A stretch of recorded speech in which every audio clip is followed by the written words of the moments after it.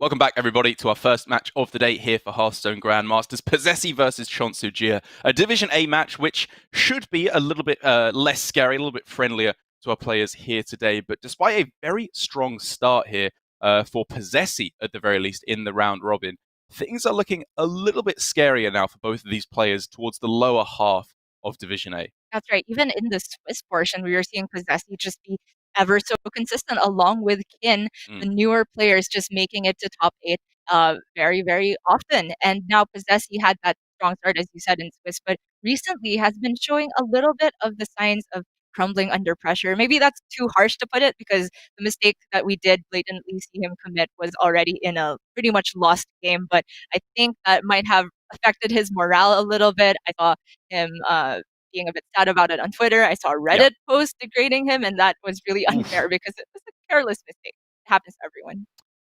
I mean, it's what happens, right? You are always the most harsh to the players from your own country, the players you like the most, I feel. Ball Control is probably my favorite Hearthstone player, and yet he's the player that I also love making the fun of the most out of everyone because what is he doing in Grandmasters? He's an idiot. Whereas for this particular match, Posesi and che0nsu, even though che0nsu is down in 7th place at the moment, he is tied at the moment in terms of wins gained so far with both Posesi, Flurry, and Surrender. So this is far closer than it would seem.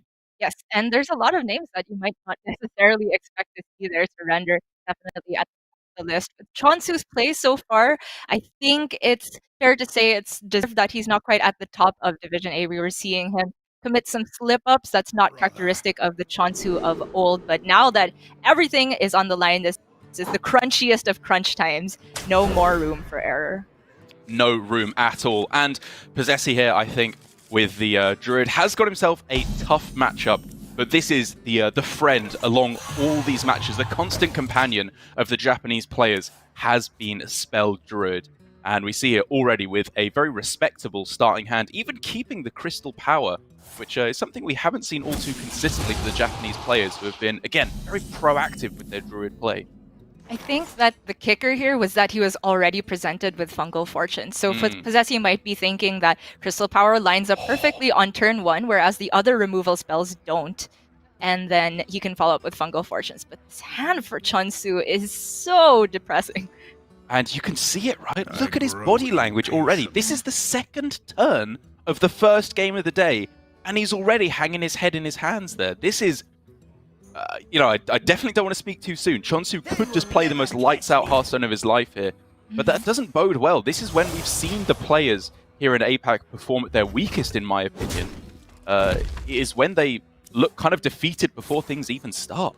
Yeah, getting in their own heads can be their worst enemy. But this is Demon Hunter. There's a variety of good top decks that could help che0nsu out here. Oh, yes. But Posesi has got double innervates and coin. I mean, they'll only have to use 2 of those to get the Glowfly out, but jeez. Oh, man.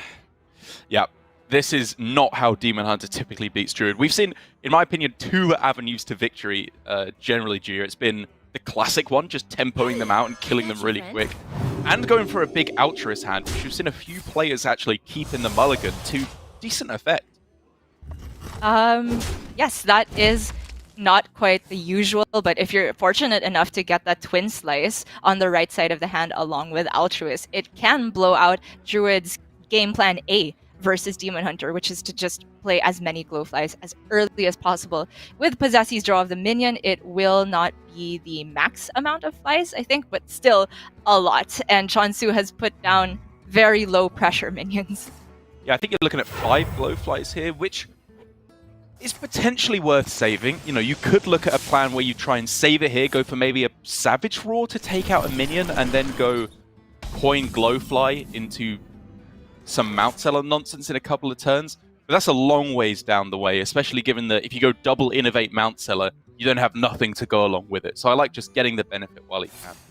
I definitely agree. And what a world we live in where Demon Hunter is the one playing the defensive. We see che0nsu having to use his I-Beam here, taking double trades and freezing a minion because it's the best he's got. To be fair, though, given how kind of disastrous this start was for che0nsu, I don't think this is that bad of a position for him currently. As long as Posesi continues to have weak turns, which he is having here. You know, he doesn't have anything especially strong proactive to throw down. che0nsu could turn this around with a Prime Skull. Yes, I do think it is reliant on Skull, as you said, to get him the very big combos, but it's getting to the point where Posesi will have a Mount Seller. It is not too soon, and the good It's close. the good thing for che0nsu is that there's not been any payoff spells. We're not seeing Soul of the Forest or Power of the Wild. This is not a very prime Savage Roar as well, because one minion is frozen.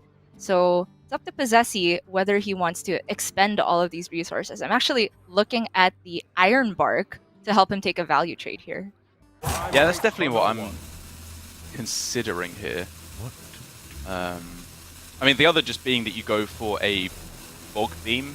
He's only at 4 mana, I believe, at the moment. So either way, you're throwing away something fairly valuable.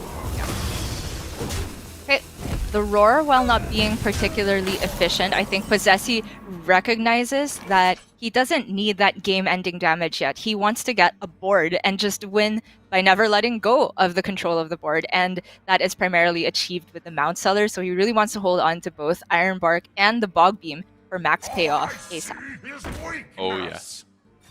Job's done. And while I said che0nsu can turn this around, and I mean, I guess you could argue this is a better top deck than Metamorphosis because he played it, otherwise he would have just played out the Metamorphosis. It's not bad to start winning back the board, but it is a little bit slow. We're creeping closer to that exotic Mount Seller turn, because even for Posesi, if he doesn't want to wait all the entire time for exotic Mount Seller, we could just see Vate Overflow on the following turn. Yeah. Bad in its own right. Definitely looking fine, actually, since going into the turn 7, even though he wouldn't have an Innervate left if he goes for the Overflow, it's looking like he'll have 3 0-cost spells with both the Iron Barks and the Bog Beam, which is absolutely insane. Right, the draws for che0nsu are rather low value, but it allows him to at least swing the board right now. Right, exactly. And I think you could argue that this is pretty much what he's looking for. I think he'd rather get something immediate to play now and get the strong top decks off the top, like a Warglaves as well. Okay. This could turn into a lot of damage. It really could, especially since, as far as we can see it, Posesi will not have Innervate Mount Seller plus a payoff available yet this turn.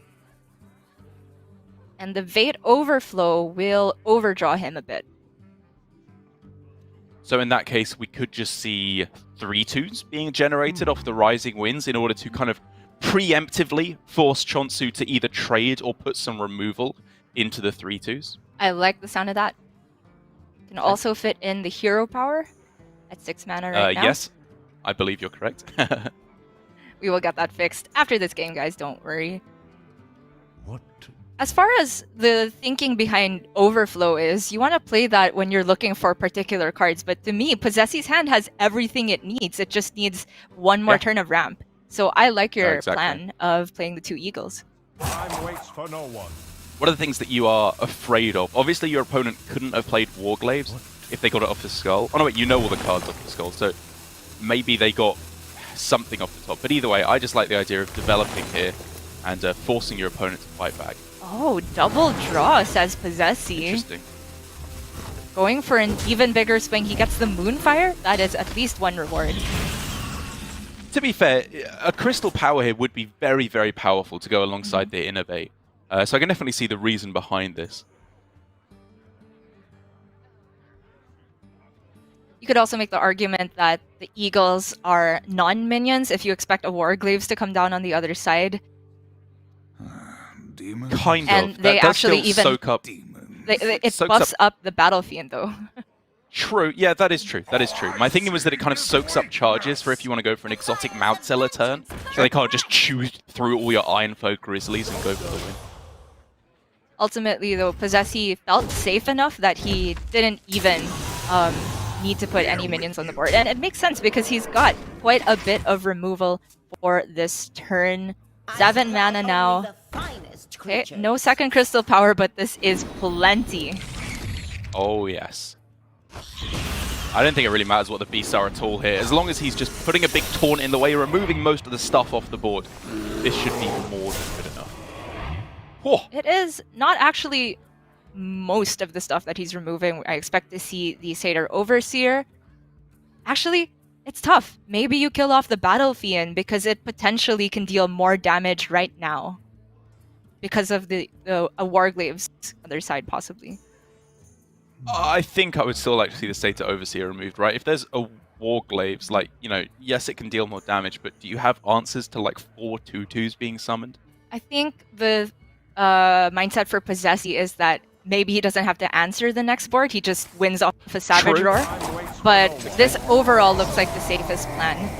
He is just scared now of Mr. Kane or che0nsu. That's the one.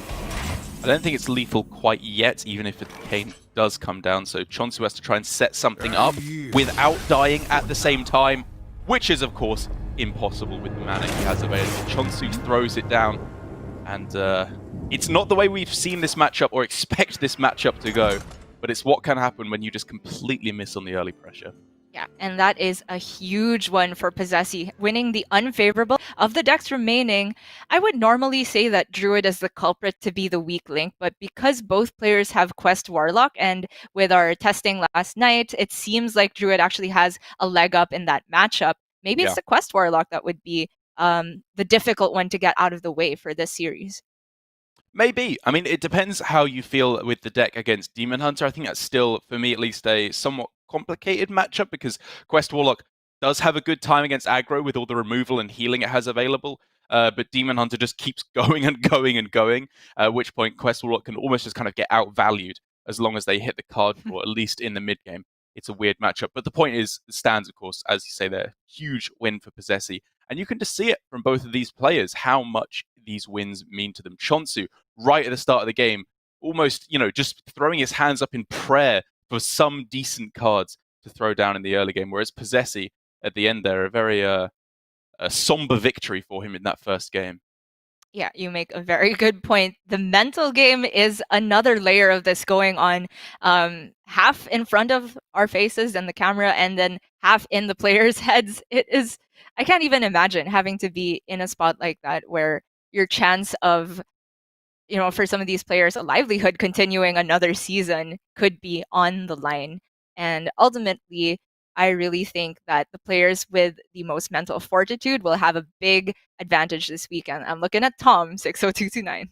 Yeah, we've seen it week after week already. The players who are just cool, calm, and collected are performing best. So we're going to give these players a chance to calm, cool, and collect themselves before we head into the second match of this series. Posesi versus che0nsu will continue after this.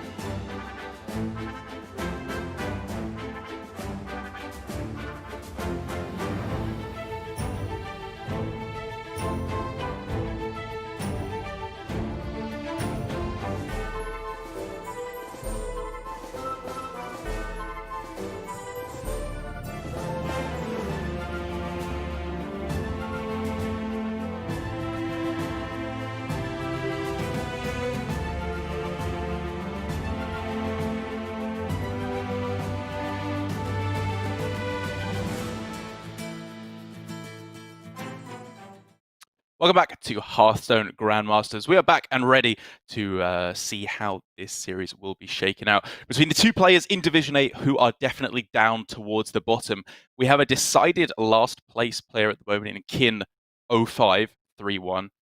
Sorry, it's just too perfect. Down at the 0-5 scoreline, who, despite his pretty unfortunate record, I think has been playing pretty well and still has a chance to turn things around if he wins both of his remaining matches. But for Posesi and che0nsu, while it is not, I believe, a guaranteed win and in or lose and relegation for either of those players, it definitely starts to set the trend that way for both of them. So a win will get them much, much more likely to get up into the top 6. That's right. Both of them at 2 and 3 standings right now. I think there is more on the line for che0nsu because his tiebreaker 2 is a little bit worse than Posesi's, but should he take this win, it is potentially huge for him.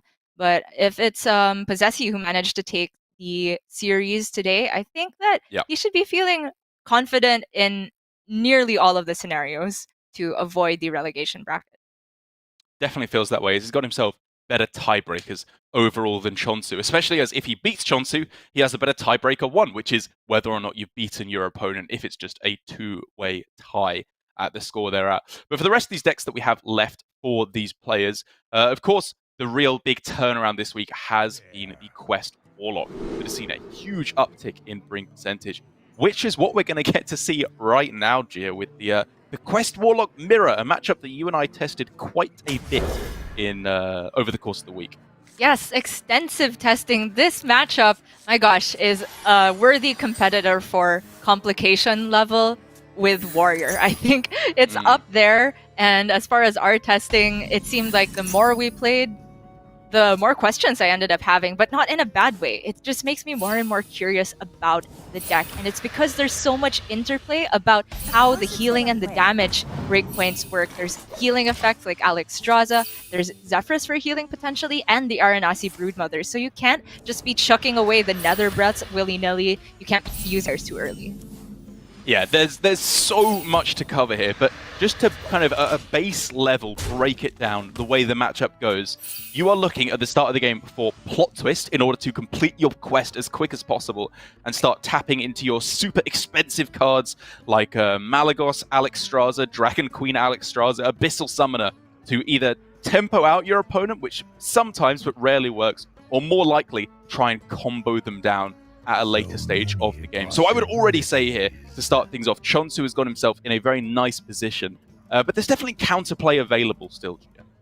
Yes, the Plot Twist, although it really helps to get it online as early as possible, as you said, the difference in the quest tick can turn around really quickly, just if the Plot Twist comes down 1 or 2 turns later. But the whole idea is that when you finish your quest earlier, you have more chances at discounting one of those big minions. And if you're able to discount Alexstrasza, sometimes there are situations where even any amount of healing from your opponent isn't enough to get them out of range.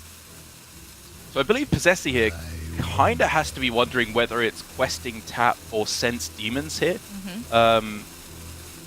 This is something else that we were thinking about quite a lot in the matchup, is how important is it to save Sense Demons? Do you just want to throw it down, or is it a good card to have in your deck for when you shuffle? Personally, I think I was kind of a bigger fan of going for the questing tap, just to try and keep cycling through your deck for specifically Plot Twist, as well as, in my opinion, Sense Demons is actually a pretty good card for later on, given that healing for a whole bunch with the Aranasi can be very impactful. Yeah, I think with this play, Posesi is giving himself options as to whether he wants 2 draws on the next turn. Because with the line of questing tap, and if you lock yourself into Sense Demons again, then you're getting the 4 draws. Well, 1 replaces itself. It's very difficult. But another takeaway in this matchup is that ideally you want to be ending at around 8 cards in hand. Oh my gosh, the double twist! che0nsu's done with his quest! And he's feeling and this is something... Yeah, this is something that he specifically played into, Gia, because he was at 9 cards at the start of his turn when he played Plot Twist. He could have gone tap Plot Twist in order to get the maximum cards cycled. Instead, something that I honestly hadn't even really considered doing in all my time testing this, is going for the Plot Twist first, specifically to hit the second Plot Twist, and it's worked out for him. He's in a great position now. This is a risky play for sure, but I kind of like this line he's gone for, actually. He is in a pretty fantastic spot, but it's worth noting that the Malagos is in hand, so it's True. impossible to discount it to 0 now, but with both plot twists used cannot be shuffled back into the deck. However, there's still tons of cards that are extremely impactful should he discount this. For Posesi, we're seeing a Soulfire used, discarding one of the most important matchup. Alex Straza no longer available. However, plot twist being found is a big deal for Posesi. He can start to catch up on the quest completion that he has lost out on.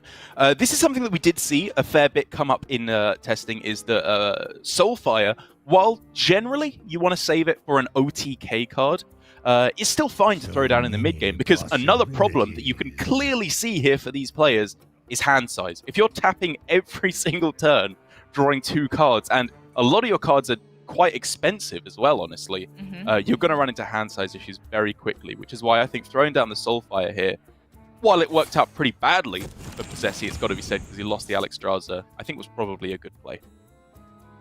Yeah, it is also fine because he maintains a turn 6 big play. It's going to be the 9/9 Abyssal Summoner, but che0nsu with the Netherwing off the top, that is pretty fantastic of an outcome from the hero power. He's got plenty of hand space now, but it's not necessarily what he wants, because it looks like his own curve is saying summoners. Exactly, and this is a very constant debate that we had while playing this matchup, was do you go for the quest completion above all else, or do you start curving out here? Because this is a very powerful couple of plays Posesi can make.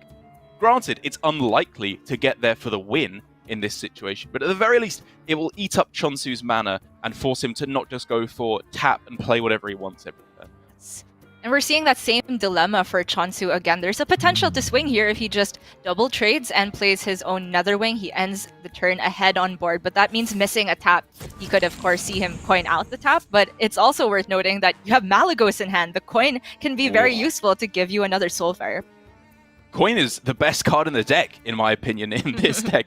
You can go for, like you said, these huge OTK combos, and now with Rain of Fire as well, we are looking at a lot of damage here, potentially, for che0nsu very, very soon indeed. I would love to see this Rain of Fire held for Malagos. Exactly. Yeah. That's the one of the first things you learn about this deck is, wait a second, Rain of Fire goes face, and it's boosted by spell damage. So turn 10, Nether Breath, Coin, Rain of Fire, that's 15 damage. We're looking at che0nsu going for Netherwing, it seems like. Okay, this puts him ahead with the tempo. He uses the coin, but maybe he's thinking that now that he's got a 0-cost Rain of Fire, the Soul of Fire off the top could still give him the 15 damage burst with Malagos. It's very difficult for him now to use the Nether Breath alongside it, though. Yeah, this is something that my instincts say is maybe not correct, because Nether Breath was a card that we thought you should keep very, very avariciously for the entire game until you're killing your opponent. But I kind of found that you have a little bit more liberty to throw it down in the mid-game. So I wouldn't have hated just going for trade Nether Breath tap there in order to keep the taps rolling and preserve the coin at the same time. And yet another salient point in the matchup is the breakpoints of the health totals. You don't want to be at 18 because Malagos tends to deal in 9s with the Soulfires. And oh my gosh, a lot of damage. Posesi was at 18, but he drew into his Ironassi Broodmother, is now at a slightly safer health total, and with the classic line for himself, has that potential to get his own discounted Malagos. Alex Straza for 0, not active yet, but could be huge later on. Could have been huge now, potentially, just as an 8/8. I mean, yes, your opponent runs Twisting Nether, but it depends how far behind Posesi feels. I don't think... Wow, okay. I was going to say I don't think he has to feel like he's that far behind. Now it would seem he should consider himself pretty far behind, because we are looking at... How much is that? 18, 23 damage that can come down next turn for che0nsu. Assuming, of course, we don't see the classic play of Soulfire discarding Soulfire. I mean, we're looking at a lot of damage for Posesi also. That's true. I mean, he could just Keladon away the other 9/9. He has another Breath and Soulfire active. Not quite lethal.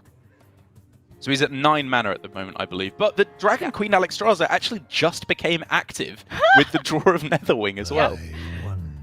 Oh. And crucially, he could also just heal up a little bit with his Nether Breath. I'm looking at Moarg plays. I'm looking at Moarg, Nether Breath, Mortal Coil. 11 plus 8.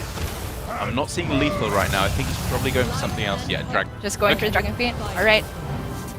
It's worth noting that at 22 with 12 cards left in deck, maybe you shouldn't be thinking about healing that much yet. But right. What? He could get a fireball. Malygos is insane. Frostball! Oh my god! Yo. Who needs an active quest when you just generate a 0 mana spell anyway? Okay, tossing the Mortal Coil just to get it out of hand. That was lethal. Was it? Did he have mana? We can't see the mana. I think it was. Because he went Hero Power tap, whereas he could have gone Frostbolt phase, Nether Breath phase, Soulfire phase, I believe, for exact lethal. Well, speaking of lethal, though, if che0nsu doesn't discard his other Soulfire, 6 out of 7 times he wins this. And there you have it. What an explosive pan out. I mean, that is how the matchup does go out a lot of the time. But it's difficult for me to say because I couldn't see the mana count there for Posesi. It's possible that I miscounted at the end. But I think with the Frostbolt, he had 11 from the 9 on the Abyssal, 2 on the Abyssal Summoner, which is 11, 8 from the Nether Breath and the Soulfire, which is 19, and then 3 from the Frostbolt, which brings him up to exactly 22 damage. And he wouldn't have even had a chance to discard his other cards if he goes Soulfire last. Right. And that is exactly 9 mana, right? Because the Celadon was 6, everything else generated was 0, and then the 2 spells originally in hand were 3 in total. So yeah, I wish we had the mana count, in short. Exactly. And speaking of that, Gia, we are going to go to a break here to get that sorted out, because Quest Warlock mirrors are difficult at the best of time, and when you have no idea how much mana to spend, it's even harder. So let's go to a short break. We will get this all sorted out as the series has equalized at 1 game apiece. When we come back, we will find out who is the winner looking for playoffs and who is the loser potentially looking down at that relegation spot. You're not going to want to miss it.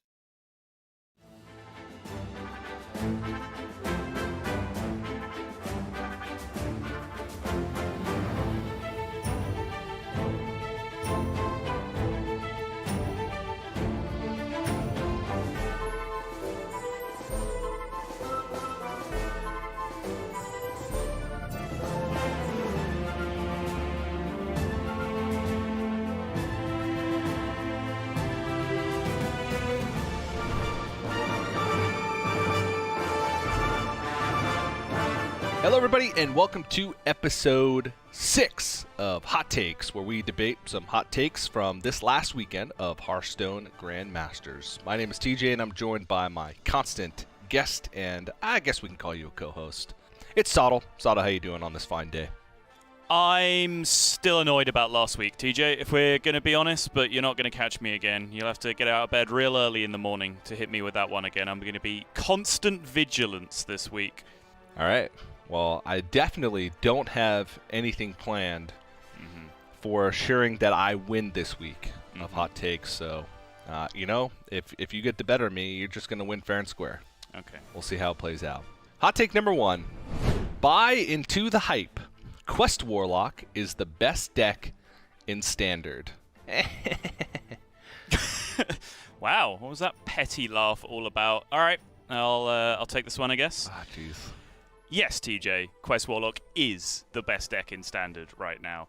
It's absolutely crushing it on ladder for multiple players hanging out in top 20 Legend. Orange is tweeting about how it's the best deck in the game, and it's carried him to his last top 8 that he needed for Masters Tour qualification. It absolutely stomped in GM. The only Warlock that was losing in GM was Galakron Warlock. Quest Warlock was absolutely stomping. And the deck is new, the deck is unrefined, and the deck is incredibly hard to play, which means, if anything, its stocks are only going to go up from here. Oh, all right. This one's tough because I do think Quest Warlock is very good, but best deck in Standard, not yet. Because of the point you made, the fact that it's new, I just don't think players have had enough time to adjust to it and kind of find the counters. I have been playing with a very good counter myself, which is Bomb Warrior. Yep. And I think that Bomb Warrior right now currently holds the slot as the best deck in Standard, because if you look at the popular decks in the metagame right now, especially at high ranks, it does well against a lot of them. I think that it's better against Highlander Warrior because of the bombs than the normal Warrior. It still has the Risky Skipper Armorsmith package to be good against Demon Hunter. It's better against Spell Druid because they're drawing heavily through their deck, so they're going to be drawing bombs after you put on that early aggression with your weapon swings.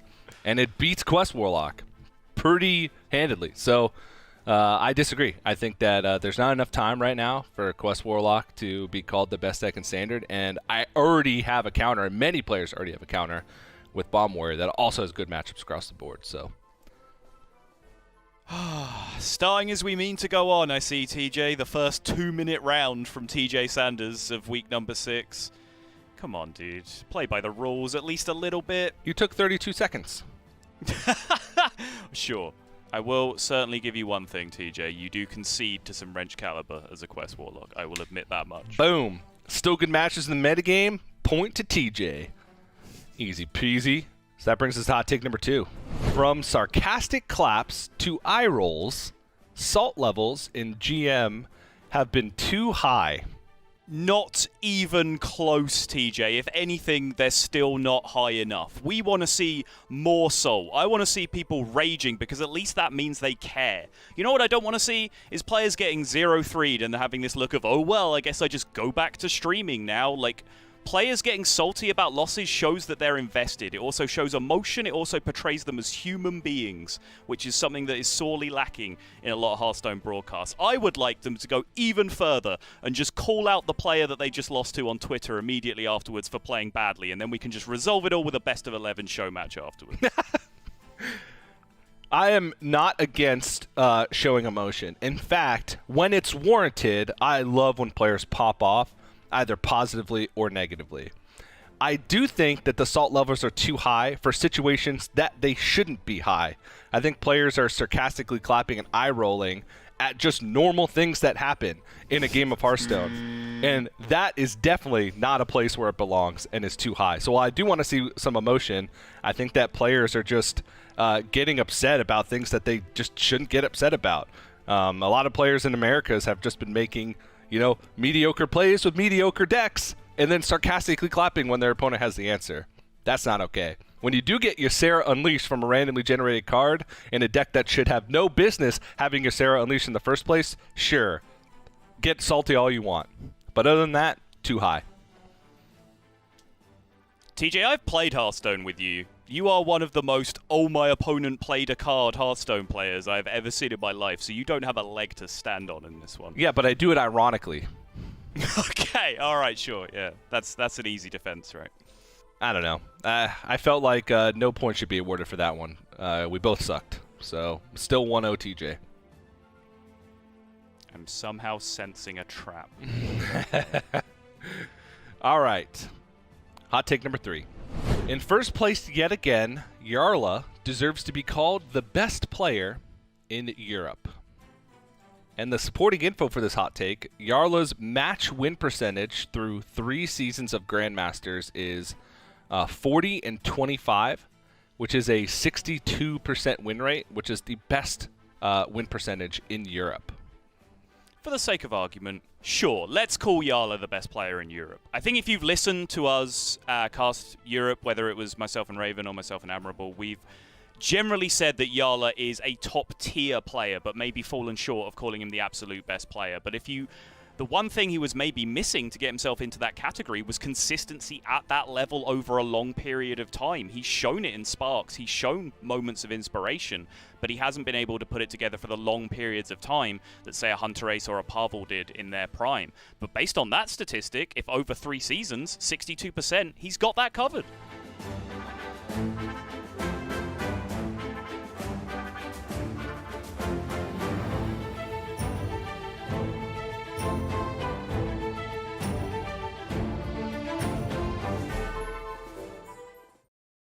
Thank you so much for holding out for us there. We are, I believe, all sorted now in terms of our spectator client. We can see all the beautiful mana crystals that our players have to work with. As within the actual series here, Gia, we are at 1 game apiece now. The Druid taking a win for Posesi and the Quest Warlock taking a win for che0nsu. But based on the numbers that we have so far, where I believe last week Quest Warlock only had 1 loss, an 11-1 score overall win rate, surely Posesi should be in a good shot to still take with the win. Although, having said that, I think I do remember that Posesi was actually the one player who didn't win with Quest Warlock last week, so maybe it's a curse for him on the Warlock. It could be, and also there's the fact that the meta in APAC tends to be drastically different compared to the other regions. We're not seeing many rogues here. I have been converted onto the side of Quest Warlock is favored versus rogue. Good. We are not seeing any priests. We are, however, a lot of druid, which is a matchup where Quest Warlock could very well struggle against the repetitive board development. And of course, Demon Hunter, ever since the nerf to Sacrificial Pact, Warlock just didn't quite have the consistent removal against Demon Hunter that it needed on top of the consistent healing. Yeah, I'm so on the fence, I feel like, with Quest Warlock up against the Demon Hunter, because in a way, it feels like it should be a very, very strong matchup, given that you have, again, all the removal, all the healing. But in another way, Demon Hunter just never quite functions the way that you expect it to, Gia. Indeed, and there's no better proof of that than in the mirror, where your expectations really compose a huge part of the matchup. Predicting what your opponent is going to do and adjusting your play accordingly, I think, is the mark of a really great Demon Hunter player. And already from Posesi, I'm seeing some pretty premium cards in the matchup, all 3 of them in fact, but it doesn't have the early curve that you want, doesn't have the Umberwing or the Battlefield.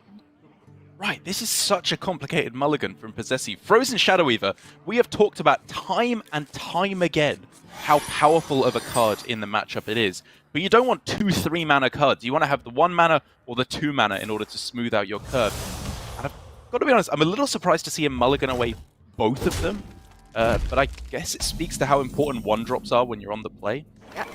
Aside from 1-drops, also the importance of Umberwing, which thankfully for Posesi he gets. I think that Frozen Shadow Weaver, while very powerful, loses a lot of its swing potential when you're far behind on board. Yeah, you can freeze their face, but if they have a bunch of minions that can trade into your Shadow Weaver, how much advantage actually get you? And we're already seeing che0nsu go on the full aggressive here with a coin of 2 1-drops despite not having a 2-cost card to follow up. Whew. It's an interesting play, because Posesi kept a card in the mulligan but didn't play it. You obviously can't have a great read on that being Twin Slice, but it's I think it's safe to assume there's a decent chance that your Battle Fiend gets killed off and you just throw it down here. There's quite a lot that can go on here for Posesi. My first instinct was to get the Battle Fiend down now with Hero Power and Twin Slice, kill off the Beaming Sidekick. Umberwing plus Slice just doesn't seem to line up well against a 1-4. I mean, the play could potentially be, given that you know you are not being frozen next turn, Umberwing pass, and then next turn double Twin Slice Hero Power in order to take out the Battle Fiend. But I think instead, Posesi is relying on the fact that it's very unlikely that both of these 1/1s will be removed. Which is a fair assumption. Even if che0nsu were to remove both, it would, in most scenarios, involve the Battle Fiend trading, and that works out for Posesi anyway, because he still has the second Slice and Hero Power to shore up the 3 damage needed to kill it on the following turn. Again, though, it doesn't line up perfectly, though, because he really wants to play the the Shadow Weaver on the following turn and target it face, which means he doesn't have the mana for the Hero Power to throw down, so the Battle Fiend may just not die.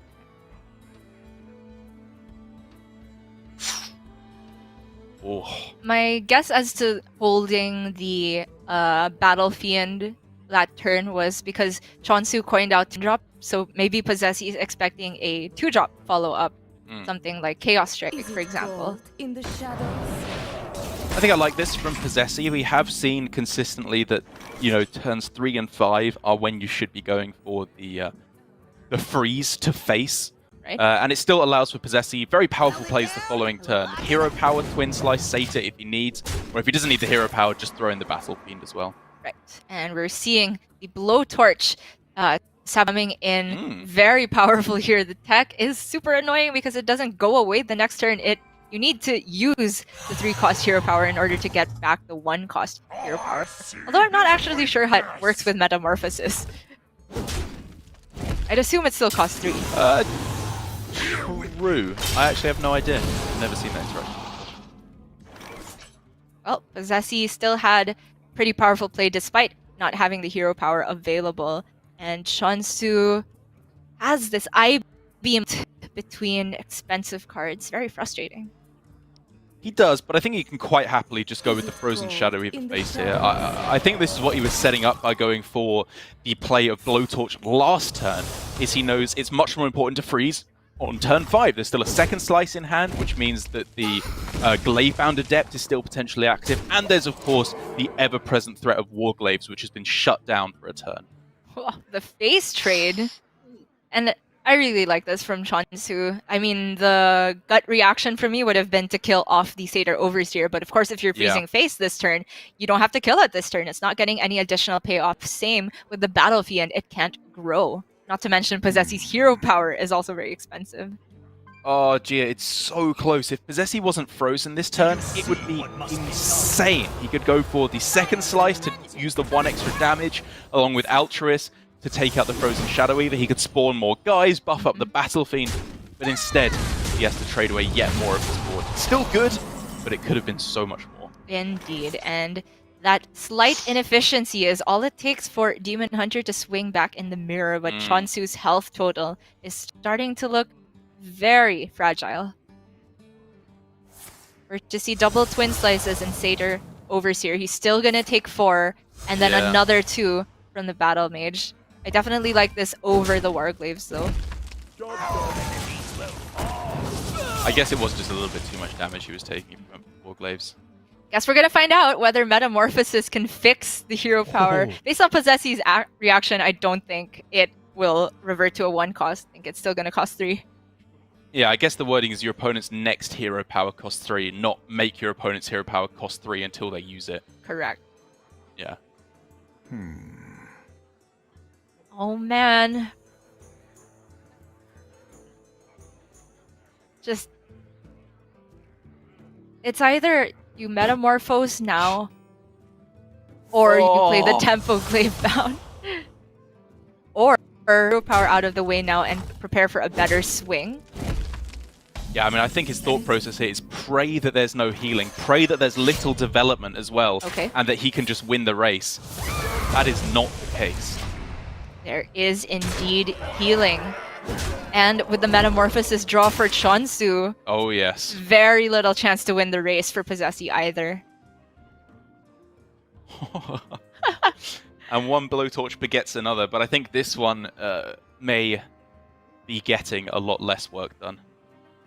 Yeah, it is sabotaging Posesi as much as it is sabotaging che0nsu here. Can't be played alongside any of the more powerful options for Posesi.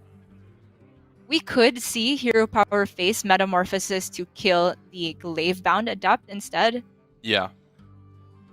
And then he technically still has enough damage. Sorry, it's a little bit short, but I think that would still allow him outs for top deck lethal. Right. On the following turn.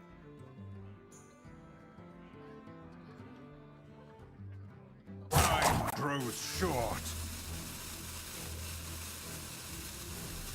So he has to weigh the odds of him being able to get lethal on the following turn without clearing versus che0nsu being able to find lethal now if a Glaive-bound stays on board. Yeah, I mean, I think if he was going for the face plan, it would be Metamorphosis instead, quite clearly. Right, because that takes 2 turns to get the full damage in. Posesi is hoping he will be able to at least distract Su from lethal by putting a Glaive-bound on board. Really see though, che0nsu has the watermelon of his own, doesn't need to take any additional damage, and sets up for lethal very soon with the Kayn.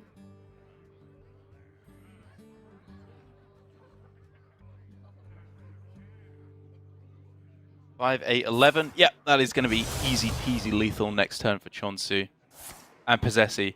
That's right. Even if the blowtorch came down, hero power would be cheap enough to play with the Kayn. So we see Posesi just hoping isn't any additional damage there. But che0nsu has it.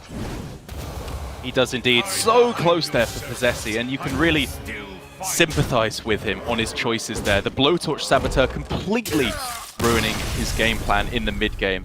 And just look at the effect it's having on him now. On both of these players still, the facial language, the body language is just screaming to me of such tense players here as they approach the potential end of their running Grandmasters.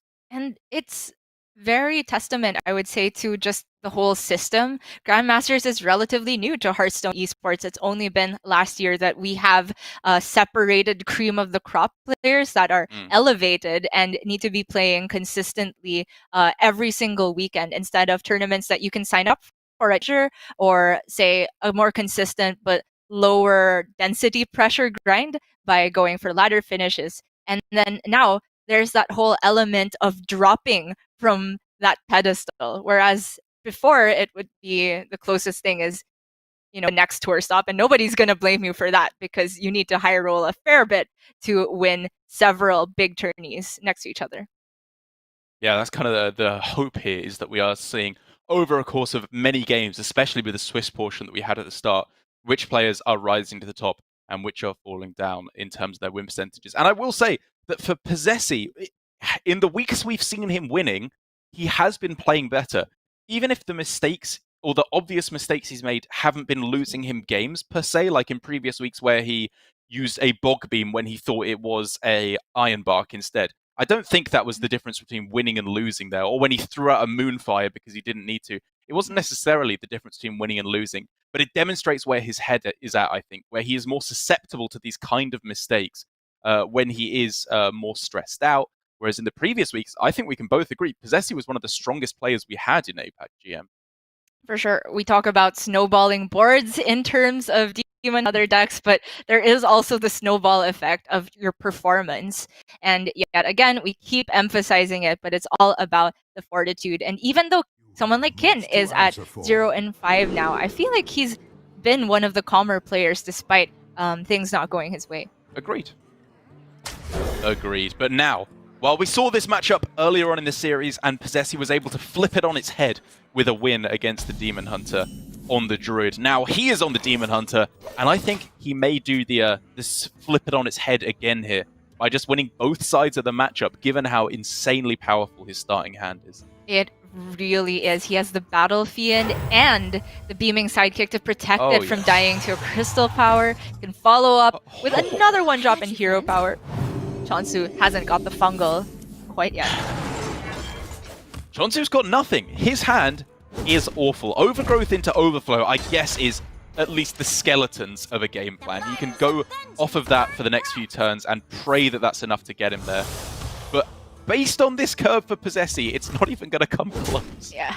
I mean, there is a light at the end of the tunnel for che0nsu there, but he's got a whole lot of obstacles in the way. He needs to draw removal. And because the Wrath was not there, nor the Bog Beam, we're using a Savage Roar to deal with a one-drop, and it does not look good. Is it cold in the Playing out the curve, playing out the curve. I like it a lot. The Vulpera Scoundrel is also worth talking about here for Posesi. It is a new tech inclusion that has been used to replace the Crimson Sigil runners. And I mean, hey, if he can hit some of the burst cards, Chaos Strike, Metamorphosis in the Dream instance, hell, maybe even an Inner Demon, he could get the extra push he needs to take out che0nsu. Imagine this going up to turn 8. Just saying. Yeah. Well, Vulpera Scoundrel, you bring up a great point. It is an inclusion in Demon Hunter because the idea is that Demon Hunter, being a new class, has a very narrow spell pool compared to the other classes. So you're more likely to hit your Twin Slices, another Metamorphosis, in the best case scenarios, another Skull, etc. But I'm still on the fence as to whether this card is consistent enough to be filling the spot, especially when there's options for other tech cards like this Blowtorch Saboteur. This was a scary turn for Posesi. The che0nsu Fury was obviously the most obvious play. It gets you the most damage in immediately, the biggest stats on board. But you are, of course, very much afraid of your opponent hitting the removal in order to kill it off. And then you are left completely stranded if they hit a big Iron Bark turn. So I love this deviation from Posesi. Yes, I think it is covering all of his bases. che0nsu still not a Mount Seller available. It's not quite dead next turn, but it's gonna have to be a miracle to pull it back from this one. I don't think he even has the liberty to use Innovate here. I think he has to save it as it currently stands for Innovate Ysera with an Iron Bark. Yeah. The use of 2 Moonfires just to remove 1 damage. I think this is telegraphing to Posesi that the Mount Seller isn't there. So he's got to be wary of Ysera. That Umberwing is low-key insane as well, just getting in that little bit of extra damage. I mean, I guess he could have gone Hero Power Gladebound on 6 in order to get the damage in anyway, but just any extra consistent damage he can get through to win with Kayn next turn is huge. I grow impatient. And if you made the point that Kayn being held last turn is good, it's the same mindset now. He hasn't seen the big taunt come down. He's not pushing lethal. So I'm looking at the Vulpera just to get a minion on board. I'm even looking at the Glavebound, to be honest. It's more damage. Yeah, I mean, the thing you have to consider with Kayn is that you have just seen a Bog Beam and 2 Moonfires. It's fairly unlikely that he can kill it off on the same turn as playing a big Mount Seller, but it's not guaranteed. And I think, like you said, you have very strong alternate plays, so you may as well just hold it back here again. I don't know the last time I suggested a Glavebound Adept, or if I ever have before, but it's never looked better to me. Because it looks like from all ends, if Posesi is able to maintain that che0nsu Fury, then the game ends next turn. Okay, Skull of Gul'dan looks fine. Feast of Souls was interesting, but probably not what you're looking for. And now, che0nsu, his final hope. Ysera unleashed for 15 health of Taunt, and it doesn't even 18, Derek! Oh, my mistake. But yeah. Imagine only having 15. That. Oh yeah, the 18 saves him. Against all but che0nsu Fury. Was an amazing card when people announced it. One of the few that nearly everybody got right, just how strong it would be. Oh yes, but at the same time, one of the cards that was actually getting cut from the original Demon Hunter list just because of how strong all the other cards were. But now, of course, I think we're come to our senses and many of the cards have been nerfed. So we are in che0nsu Fury territory. But just again, look at the body language for these players. Even on a win, they almost look more upset when they win because it keeps their hope alive of potentially being able to come through. They have to play another Hearthstone game now, and the pressure is so high. And for Posesi, that means playing another Quest Warlock. If we're not mistaken, it means playing a messed up on possibly lethal a while ago. It is such a complex deck, and yes, I understand I messed up a ton with it on our testing last night, not just with basic things, not even just looking for the strange lethals, and there are a bunch of them because you can tunnel on using Malagos, and then suddenly you forget that you just have a lot of spell damage even without the Malagos, and it is going to be what we think is an unfavorable matchup as well. It does appear that way. When I first approached this matchup, I was thinking, oh, brilliant. This sounds great for Warlock. They are absolutely jam-packed with removal. You're looking at Dark Skies, Netherwing, Moarg Rain of Fire, Twisting Nether. It goes on and on, even Zephrys in the late game if you need it. But I think what I was slowly starting to realize is that even though, yes, the Glowfly Swarm boards can be dealt with very, very handily, it's the after effect that you're afraid of. The Mount Seller in particular is just so hard for the Warlock to chew through. Indeed. And that is why I'm surprised to see che0nsu toss it away. Me too. Especially with the fungal already there. It just kind of says that you have a good early game, many chances of drawing into Glowfly, and should that not work, you can then go for the other turns. Yeah, I fully agree with you there, Gia. Obviously, he's looking for overgrowth primarily, because I think one of the things we found out is a lot of the time you're not even really looking for Glowfly Swarm, because they just almost always have the answer. You play it on curve if you have it, because maybe they don't, and it can cheese you a game or two. But overall, the much more consistent plan is ramping into Wild Growth, or ramping into the Mount Seller or Ysera. Which is now gone. You said? Yeah. Yeah, exactly. We do see premium cards for che0nsu though. already looking like the type of curve where maybe he can afford to hold off on a Glowfly, wait for a buff to come down alongside it. I say buff, but I mean specifically Soul of the Forest, because buffing for 1 health doesn't do much in the face of another wing. Yeah, exactly. You're looking at exactly double Power of the World in order to really be able to get above anything, of which he has neither in the hand. But I love your point of Soul of the Forest. I think that was one of the things that made Druid favored against the Galakron Warlocks as opposed to the Quest Warlocks is, again, they had a similar pool of removal when you factored in the Netherwings, the Dark Skies, Rain of Fires with Moargs. They can get through 1 layer of tokens, but 2 layers is significantly. And beyond Forest, though, we bring up that point, even though it's never been more than a 1 of ever since the beginnings of this list. And I wonder if there is room for innovation now that Quest Warlock is coming out and being one of the more popular decks on the horizon. However, this turn for Posesi looks like what we have been doing a lot while playing the Mirror, and it looks like in any matchup just playing Zephyrus to get it out of your hand. Yeah, I think especially in this matchup, it can happen where you need to save Zephyrus for the late game. But when you've already seen Ysera be discarded, which is, I think, one of the main reasons why you want to hold on to it generally, he could have definitely gotten away with throwing it down there. Decides to hold back, though. Might be thinking that he really wants to Netherwing on the next turn, so the extra 3 damage he would get with Zephyrus is negligible. But in the case where che0nsu doesn't actually go for a Glowfly, this makes the turn a lot more awkward for Posesi now. Because every, quote, disposable card in hand is potential removal later on. But if he doesn't dispose cards, he can't keep Zephyrus deck.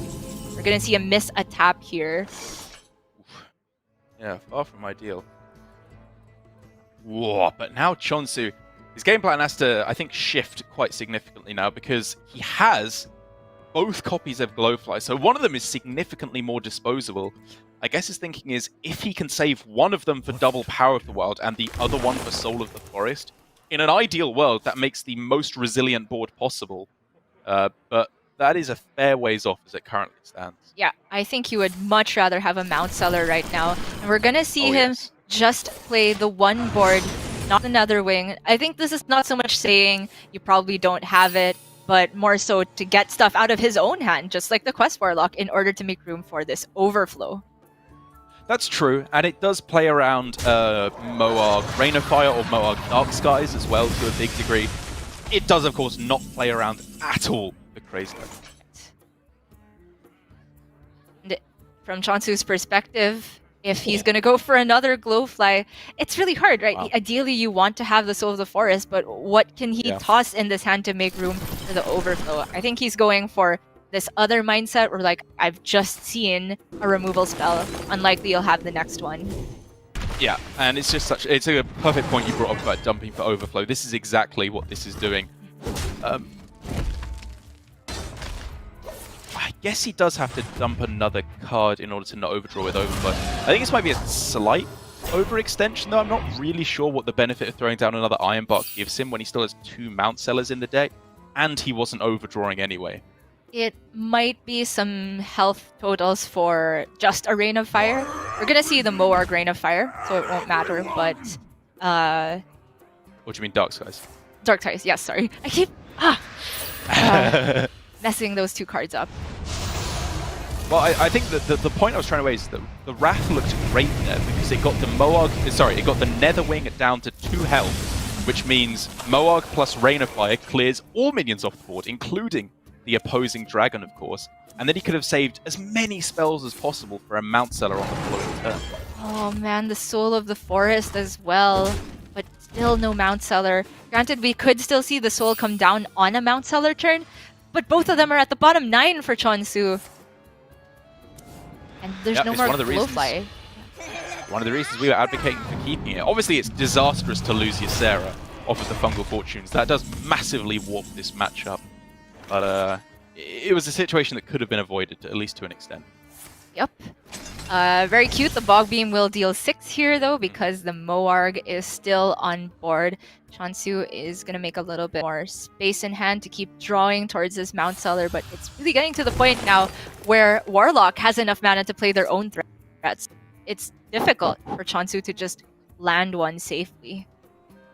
Right, there is the exotic Mount Seller, what we've been waiting for all this time. But for che0nsu, is it the time to go for it right now? I supply only the finest creatures. This might be me greeting it out, but I was looking at saving it for the next turn to get the Soul of the Forest down alongside it. Zixor is huge though, because now just Moonfire and the trade can get rid of the 9/3 without che0nsu having to face tank anything. He can also fit in more spells because he doesn't have the hero power. I wonder if it's actually a Savage Roar on this turn though, because that means he can take out the Moarg as well. Moarg as well, which is a pretty big deal actually in my opinion. I would agree. Oh man. Wow. So the Moarg is left. There's 2 Dark Skies in hand. The first one will get the full 10 procs off, so 20 damage. There is more than 20 health on board though. Whoa! Whoa!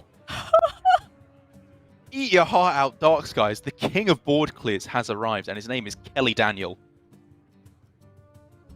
Good old Kelly. che0nsu's worst enemy. When I first saw this card announced, I was like, man, this is gonna get people salty at the whole concept of top decking. Oh yes. Of course it's the way. Top deck. And Oh, che0nsu, man. I mean, I hadn't calculated it exactly. I think there was probably, if not a full board clear, the vast majority of a board clear somewhere in there. yeah, even without the Caladan, the first Dark Sky is dealing 20 and the second presumably dealing 9. Gia, that's just it. This is every threat in che0nsu's deck exhausted. And Posesi has the easy peasy lemon squeezy clear. I completely agree. This is all just payoff spells and removal now for che0nsu, but none of the development. That looks like GG. I concede. Glowfly Swarms, gone. Mount Seller's gone. Ysera discarded. che0nsu throws it down. And Posesi, after the most stressful series, giving me heart palpitations at all points along the way, he even throws out the dab! Hello?